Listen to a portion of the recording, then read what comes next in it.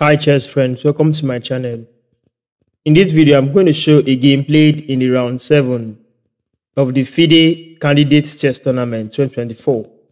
This game was played between Alireza Firouzja, who is playing the white pieces, against Gukesh, who is defending with the black pieces. Ever this tournament, Alireza has been having a rough time, such that all the way from round 1 to round 6, he hadn't secured any victory. He played in the round 1 against Pragnananda and the game ended in a draw. Jan Nepomniachtchi won, Fabiano draw, Nijat Abasov draw, Nakamura won him, Vidic also won him. Now this is round 7 against Gukesh, who is his joint leader in this tournament. Gukesh has been having the best tournament of his life, such that from round 1 to round 6, he has been either a draw or win. He drew Vidic in round 1. He won Pragnananda in round 2, drew Jan Nepomniachtchi. He drew also with Fabiano. He won Nijat Abasov. Then he drew with Hikaru Nakamura. Here this round 7 against Alireza. Let's enjoy the beauty this game has to offer. Alireza went for a creative opening when he started with pawn to d4. Gukesh played knight to f6, bishop to f4, d5. After e3, c5, we have the setup for the London system on the board. Knight to f3, e6, knight on b to d2, queen to b6. Rook to b1, pawn takes, bishop to d7. After c3, we see bishop to b5. Bishop comes in to threaten the bishop on f1 so that the king won't be able to castle the long side. Alireza spots this idea and went for his strategic maneuver with the rook. In this case, he started with h4, knight on b to d7, rook to h3. After bishop to e7, h5. a6 followed, a4 attacking that bishop. Bishop took on f1, king takes on f1. Gukesh castled the king away from the center, king to g1. In this position, Alireza has manually castled the king to safety. Queen to c6. We have knight to e5, attacking both the knight and the queen. Knight took, pawn took, knight to d7, since the knight was under attack from the pawn. Rook to g3, placing the rook, attacking the pawn on g7, pinning it down to the king. What to do? King to h8. a5 followed, queen to c7. After knight to f3, queen takes the pawn on a5. c4 followed. A nice idea is hidden beneath this concept. If pawn takes, then you discover that the queen has been exposed to the knight, so queen can take the knight. In this position instead, rook to g8 was played. Rook to a1, attacking the queen to safety, queen to b4. b3 comes up, defending this pawn. Knight comes in, join the attack of this pawn on b3. In this case, knight moves to d4, opening room for the rook to support in defending the pawn on b3, since the queen also defends the pawn.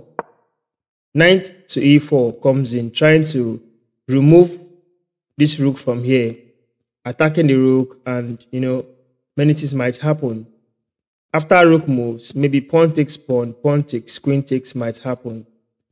In that position, Alireza went for rook to e3, preventing pawn taking, because if pawn takes, this knight is undefended, rook will take the knight. So in this position, queen to c5 comes up. So if pawn takes, queen takes.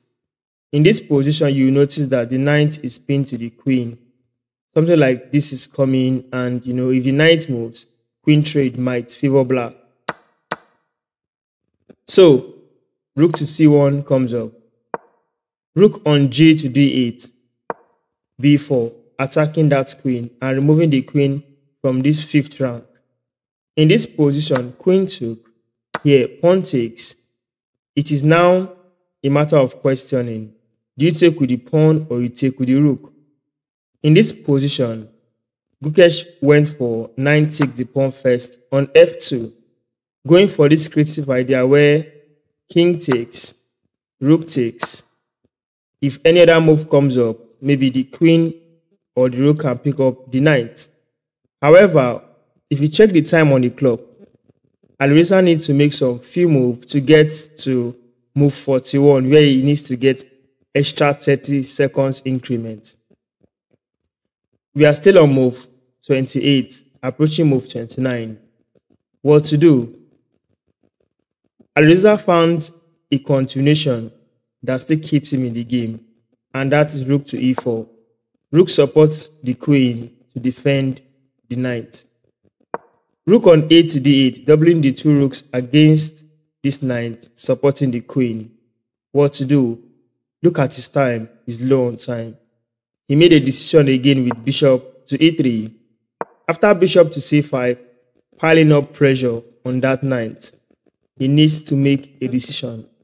Here he played queen to b3.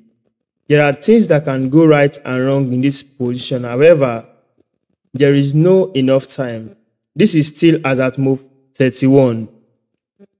So, in this case, if rook takes, moving the defender of that queen, rook takes. If queen takes queen, rook takes to check, king move, then bishop takes bishop, or even rook takes bishop is a continuation.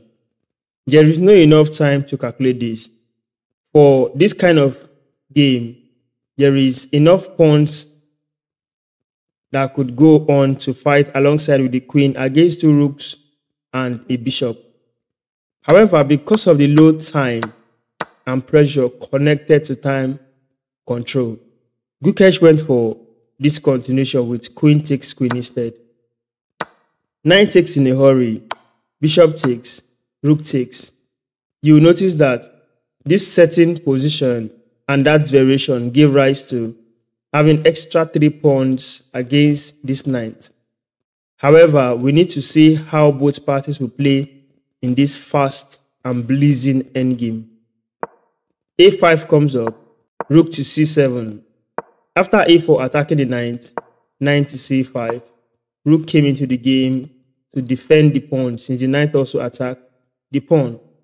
Knight to d7, king to h7. You can pause this video from here and try to figure out why king to h7 is a bad move. In this position, Alireza, with low time on the clock, made some series of good moves back to back. He found rook to f3. After a3 followed, going for the idea to promote this pawn. Rook takes the pawn.